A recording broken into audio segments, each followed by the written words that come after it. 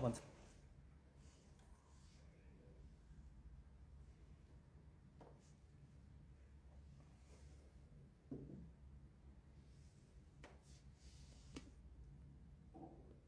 put this on silent mode.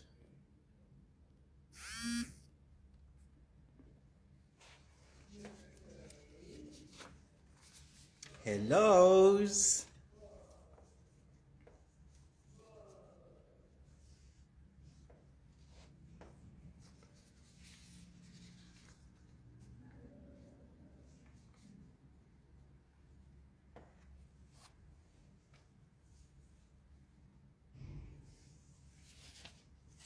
Hi, people are waving.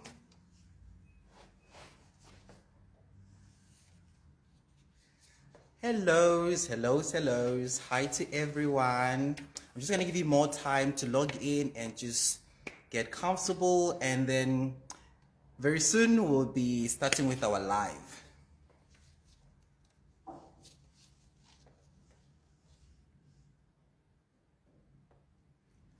Awesome.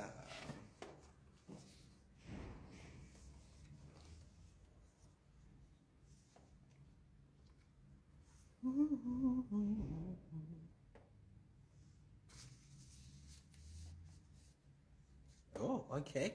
I see the numbers are going up. People are joining, and this is so exciting. Welcome, everyone. Welcome, welcome. And for those who are still coming through, you're more than welcome to come through. So please do come through. Oh, one of the questions B is asking, what will you be covering in the live today? Today's live is all about acne and breakouts. So please stay tuned, get comfortable, because there is more that we're about to learn today, or tonight rather. Thank you. Thank you very much. You guys are such, you are lovers, and I'm so grateful for your comments. And it's all thanks to Skin Functional. Thank you for for that. This is so beautiful. Thank you very much, guys. And I'm so happy. I'm so happy to have you guys joining us tonight.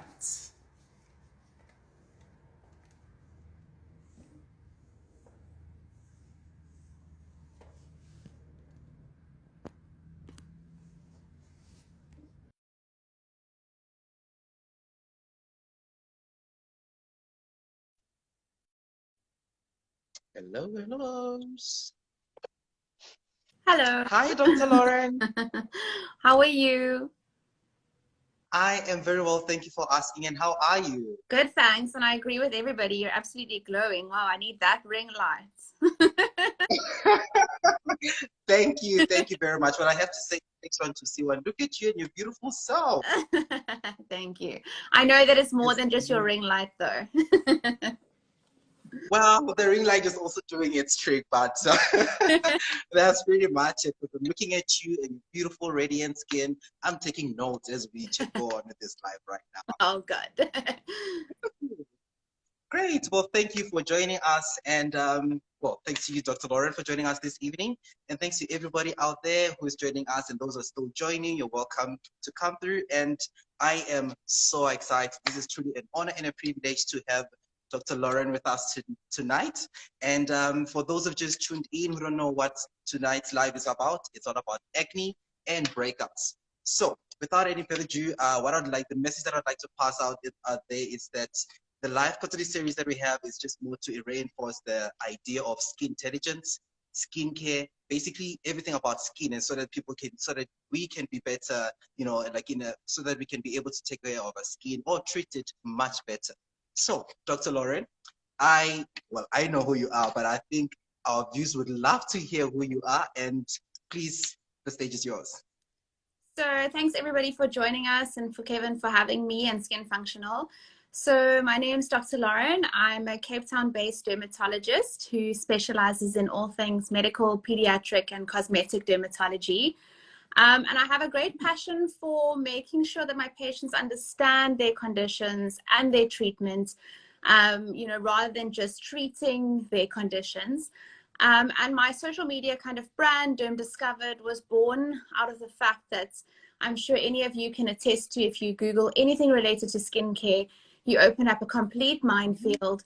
And I think as consumers, you're often stuck between what you should be using, what you shouldn't be using, how you should be using products, Yes. what ingredients you should be looking for to target your kind of concerns. And you can end up spending a lot of money and doing more harm than good. So that's kind of how Derm Discovered was born. So I really have got a passion for skin education, skin intelligence, Kevin mentioned. So yeah, it's a good marriage, really. Oh, wonderful. Well, thank you for that intro. That's a very interesting one. Your bio is just, it gives me so much inspiration. And like I said, this is just truly an honor and a privilege to be having this live with you tonight. Thank you. And so just to add on to that, you're more than welcome and thank you. So Dr. Lauren is our resident doctor for the next year, of which she'll be here, and she has come on board to help us all better understand our skin and how to treat it better. So based on the topic that we have today, which is acne and breakouts, I'm sure there's a lot of people with burning questions out there, and I'm one of them. And of which the first question that I think would be like very, very, when it comes to opening, would be, you know, having to just what is acne? How would you define it? And also basically not just acne, but acne and breakouts, and also as to what causes it, and also last but not least would definitely be how then do we, you know, go about with knowing about acne and breakouts. Yeah.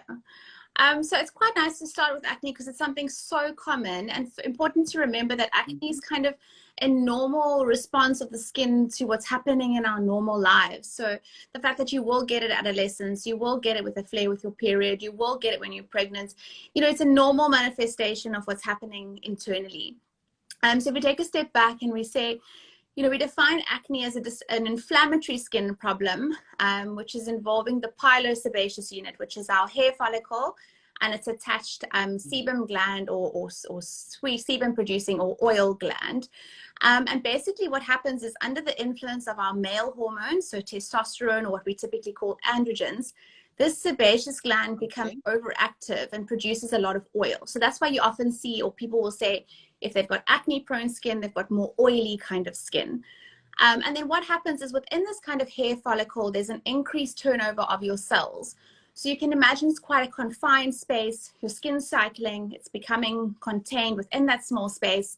There's this overproduction of oil, and this kind of makes the perfect environment for Cutibacterium acnes, which is a normal bacteria that lives in our skin, to overgrow, give rise to inflammation that eventually then gives rise to your acne. And when you see acne, you know, we're all quite happy to say it's acne because you're either seeing little skin-colored papules or little red bumps on the skin, which we call our closed comedones. And then you also can obviously have pus-filled little bumps, which we call our pustules. And then our open kind of comedones, which we simply refer to as blackheads. So it's quite important to understand what's causing the acne, or the kind of basis of how acne happens, but also to distinguish between the kind of acne that you have, because obviously those different kind of lesions are going to respond to different kinds of treatments. And then obviously within this little milieu of what's happening in the skin, there's a lot of other influences that are happening. So it's important always to remember that the skin is kind of reflecting what's happening internally, and also a manifestation of what you're exposed to in the environment or what you're going through emotionally. So there's a lot of other influences on this little unit that gives rise to acne, and it's important to give kind of each influence its own ground and credit. Oh, wow. Thank you. That was very informative. I myself have learned a lot, and I believe there is more that I'm still going to learn. And for those who are joining us today, we're talking about acne and breakouts. And Dr. Lauren just gave us a breakdown of what acne and what breakouts is. So basically now we know the difference between the two. And thank you very much for that. And for those who have like questions that they would like to ask, please feel free to send through your questions, and then we'll try to our best of our ability to answer to your questions. So please, this is the right platform, and you're more than welcome to send through your questions. And earlier during the day, I actually had a consultation with one of our customers, and they were asking me when it comes to skincare products, especially when these products they just newly introduced them, and now what happens, like why or what causes acne to get worse or it gets better? Yeah, it's such a good question, and I think it's important to realize that we said earlier that breakouts are kind of part and parcel of your acne. So you'll have your acne will cycle, and there'll be times when your acne will be worse than other times. But when you start Okay. a product, your skin does often flare, and you guys are often obviously, sorry, social media users, and you might have heard the term purge kind of being thrown around. And it's the idea Yes. that your skin, if we think back to our little hair follicle and its oil gland and the bacteria that's in, Mm-hmm. as you start using products, you're stimulating a change in that kind of natural process that's forming the acne. So your process is either increasing the turnover of the cells, you're decreasing the sebum production, or you're affecting the bacteria directly. And that interaction can in itself lead to some inflammation, which initially could cause your skin to kind of flare. And that often is Yes. counterintuitive, and then often leads you to thinking, well, this product's not working anymore, I'm going to stop. When actually what you need to be doing is push through, because your skin develops a tolerance to that product simulated inflammation that then gives the product kind of time to start working and doing its job fighting against your acne. Yes. Wow. That is very informative. Thank you for that. Like I for one, like with the way that you gave that description, if I didn't know what you were talking about, I'd actually have, more and better understanding as to what we're on about. And thank you for that.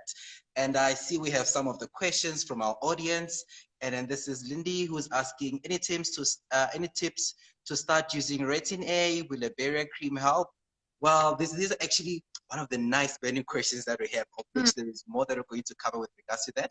But then, just to give an answer, like I for one definitely think like yes, like it's actually one of the products to recommend to use. Again, depending on one's skin type, always taking that into consideration. Yeah. And sorry about that. You want to say something? Yeah, I mean, I love retin A and retinol questions because retinol is one of the ingredients that I love and believe in 100%. It's one of those really, really evidence-based treatments. And, unless you've got a reason to not be using retinol, you should be using retinol, whether it's Of for acne or course. anti-age, skin texture. It's like the holy grail of skincare.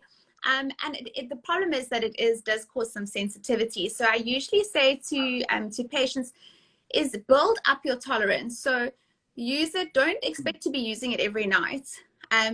In the beginning, you might find you can use it once a week, twice a week. You eventually will get to every night. Some people never get to every night, and that's okay. You're still getting the benefit of your retinol. So I usually say before you put it on at nighttime, make a little bunny nose. If your skin feels tight, skip it that night. Do your normal moisturizer, normal evening regimen. The next night you try again. And that kind of prevents that retinal dermatitis, so that retinal inflammation that's going to put you off retinol completely.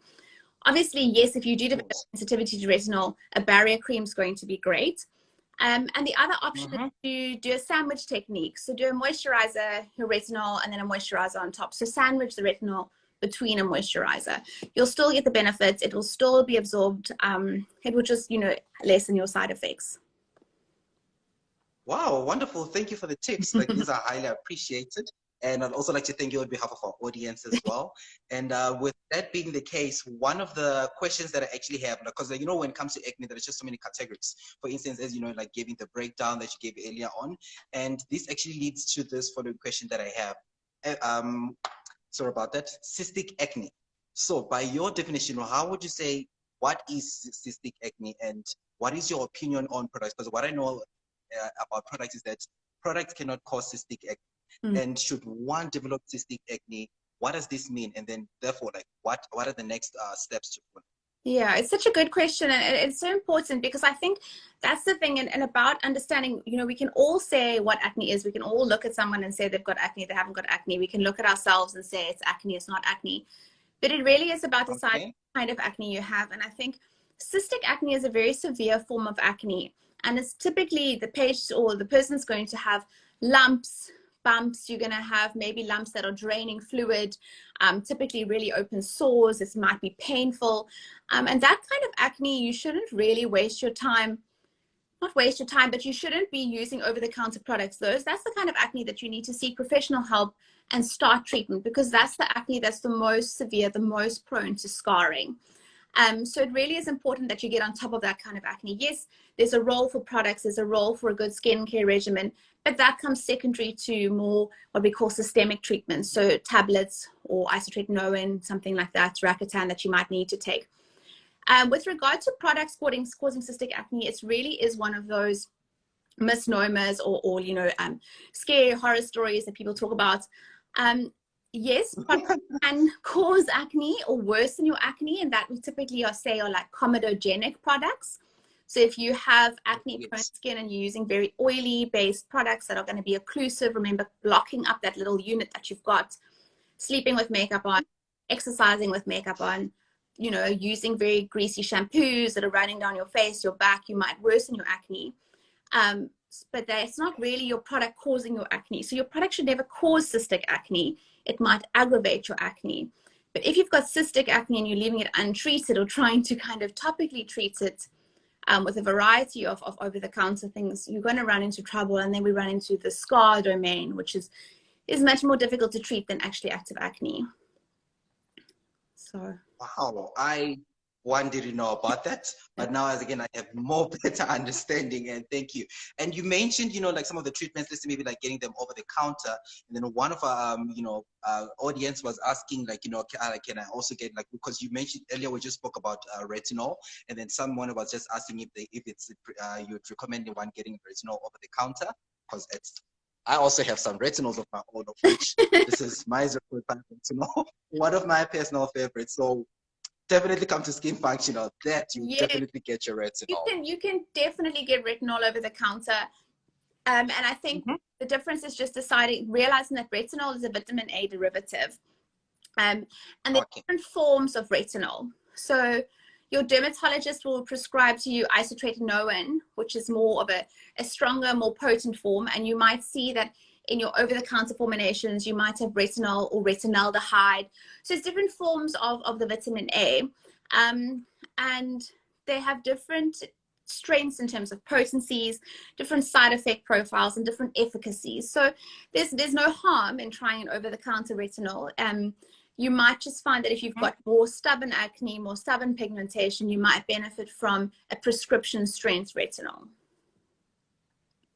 Wow, thank you for that. I hope we're getting answered.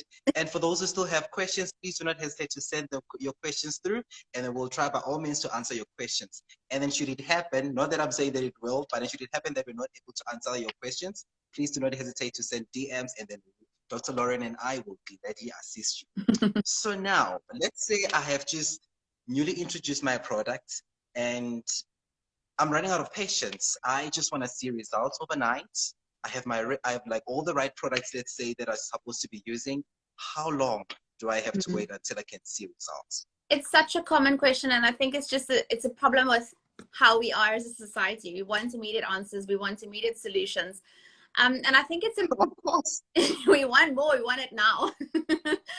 And you get like frustrated, but I think it's important to take a step back and realize that even though it feels like your acne got terrible overnight, it took time to develop. And in the same way that it developed in terms of the skin cycle, it's going to take time to clear in terms of the skin cycle.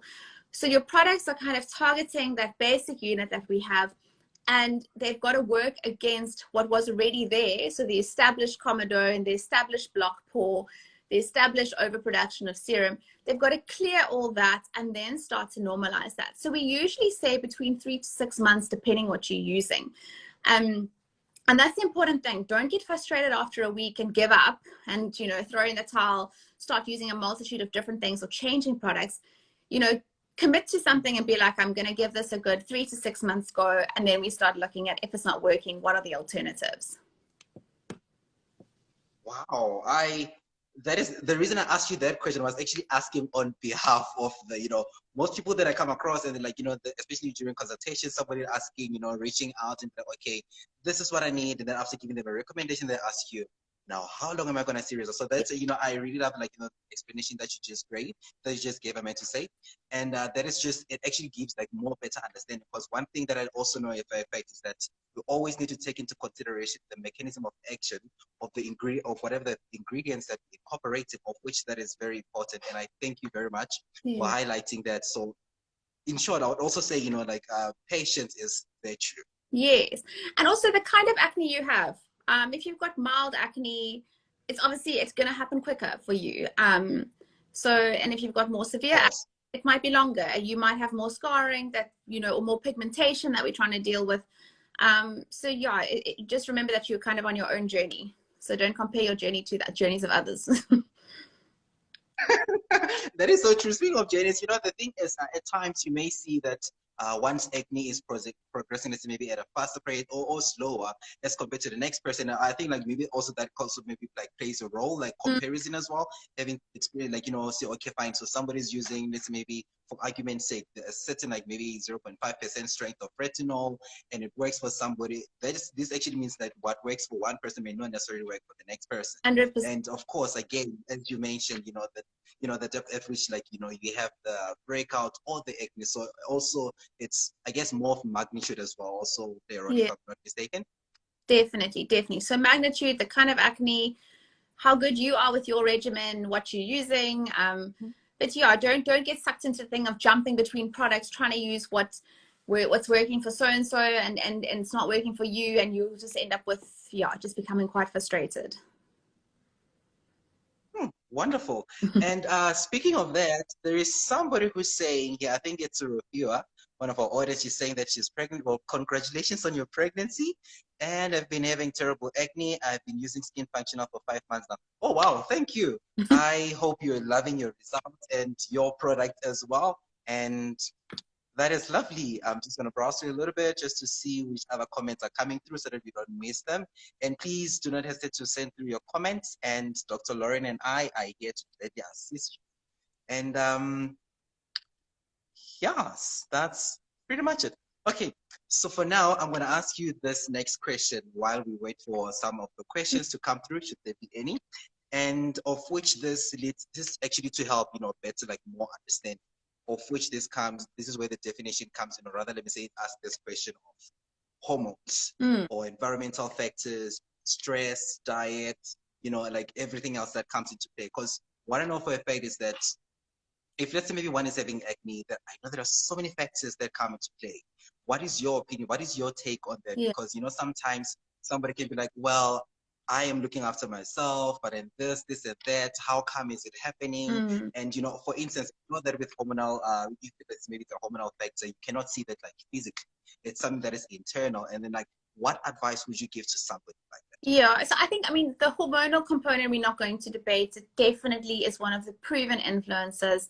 It's evidenced by the fact that it starts with your puberty, it flares with your menstrual cycle, flares with pregnancy. Yes. The thing I would drive home is if you're having acne and you're also having abnormal periods, you're battling to conceive, then it is also a kind of a red flag, in that we need to realize that your acne could be part of a larger problem. So things like polycystic ovarian syndrome, so if you're having acne with maybe abnormal hair growth and menstrual irregularities, then we do need to look at it and not just say, oh, it's hormonal, because we need to actually look deeper into the hormonal problem of it. But yeah, hormonal problem obviously has a huge influence. And like I said earlier, our skin is kind of the window to what's happening internally, whether it be systemically with your organs, your medical problems, or actually just psychologically. So a lot of people will say that their acne does flare with stress, and that's understandable.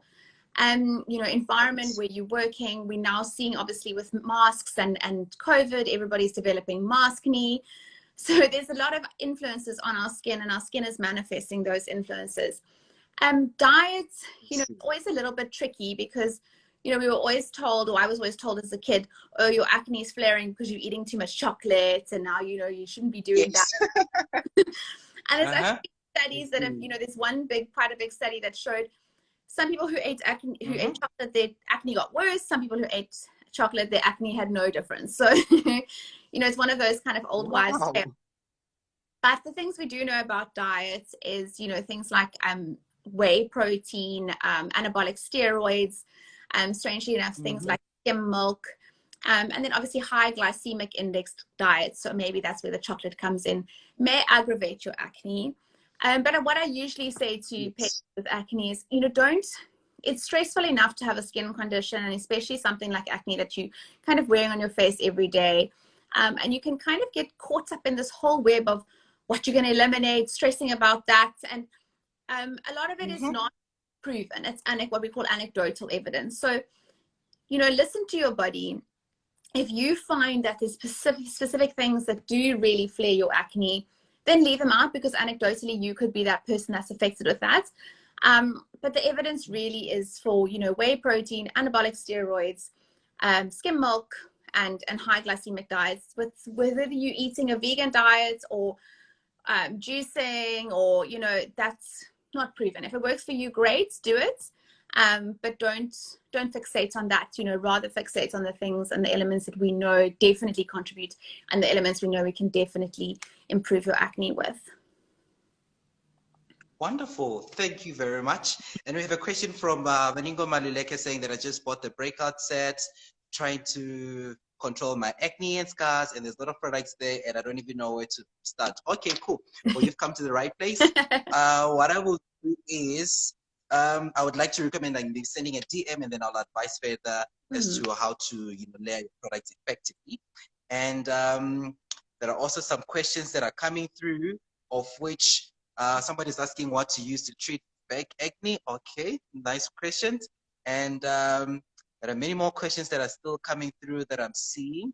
And then, okay, most are asking like which products to use to help with acne and whiteheads caused by wearing face masks all day, and for oily skin especially. Well, thank you. I guess that's what I'm reading now. And to tackle that, okay, so there are some of the products that Dr. Lauren is going to recommend for us, and this is actually going to help us, you know, better have like understanding as to the questions that the audience is asking. And I believe that for some questions that we'll not be able to cover, please do not hesitate to send them through, and then Dr. Lauren and I will gladly assist with that. And the last burning question that I would like to have, due to time constraints, I would like to know about, this is just a sad reality. I personally don't like it, but it just happens. Because whatever happens, it's just like, you know, evidence is left behind. So let's say now one has had like an acne or like a breakout, and there are marks that remain. After how long can I expect to see that mark to disappear? And if, let's say, maybe there is a life cycle involved, what is the life cycle? Yeah, so marks from acne are one of the kind of complications in scarring, and it reflects what we call post-inflammatory pigmentation. So what that means is anything that causes damage to our dermal epidermal junctions, so where your epidermis joins to the deeper layer of the skin, that causes damage to your melanocytes, which are cells that give our skin pigment, and then you have that seepage of the pigments into the dermis. So that's important to understand, because you understand that's what's causing the marks. So how long the marks are going to take to go away, or sadly if they will ever go away completely, depends how deep into the dermis that pigmentation goes. So there's obviously retinol is a great use, or a great target or use product to use for that, because it increases our skin turnover. So that obviously, if you think about it, like it's helping your skin shed faster, so we're hopefully moving that pigment up to eventually be extruded. With other things like azelaic acid, kojic acid, they are what we call tyrosinase inhibitors, which are one of the important enzymes in making that pigment in our skin. So again, 3 to 6 months to start seeing an improvement, because remember, we were thinking that skin takes 28 days to go from its bottom layer to its top layer to eventually be shed, and we're trying to think about that cycle. And remembering that the pigment is often actually in the layer below the epidermis, so in our dermis. So it's a good 3 to 6 months, depending on where your pigment is, what you're using.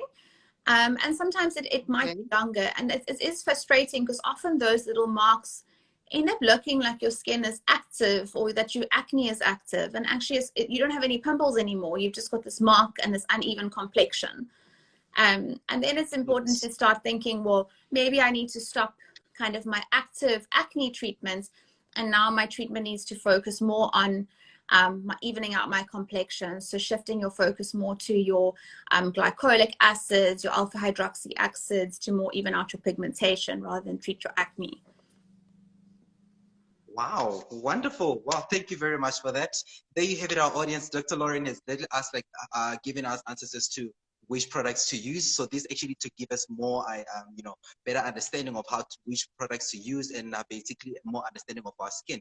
And thank you very much for that. And somebody's asking, what benefit does your skin juice have? I'll take this as the hydration juice. So hydration juice is actually one of the products that I advocate for. So this is just to help, for a healthier, hydrated skin. So hydration juice is definitely going to keep your skin hydrated and well taken care of.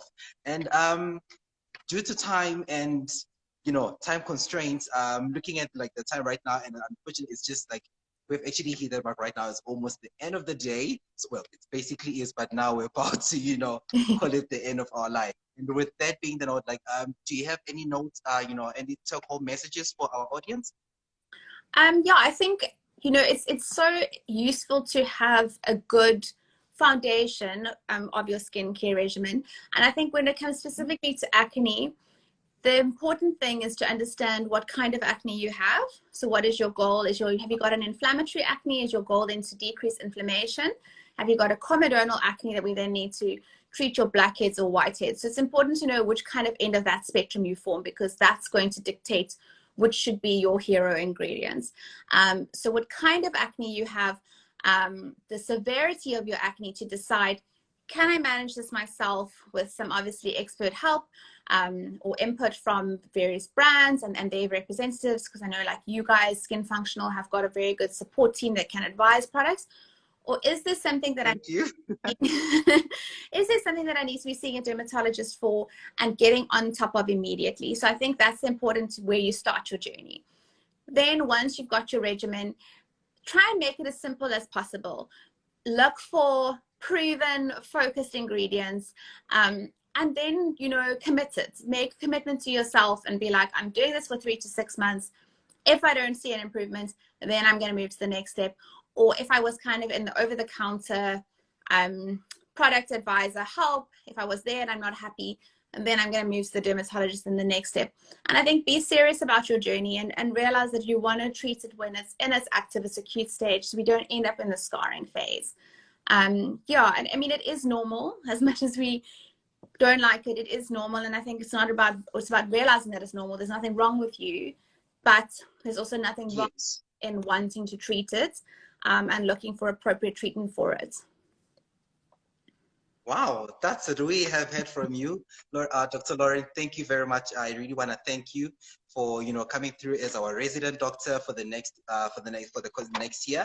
And I really like the fact that you've come on board to help us understand our skin better and better. And to our audience, thank you very much for joining us. For those whose questions we were not able to cover, please do not hesitate to send your questions through, and then we'll answer them as soon as we can. And we are so happy to have you joining us tonight.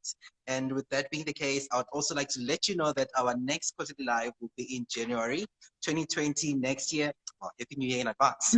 So with that being the case, I'd like to thank you, Dr. Lauren, once again, and our audience. And thank you for having us tonight. You have a good evening. You too. Thank you very much, and keep well till next year. Bye-bye. Bye. Time to pack up.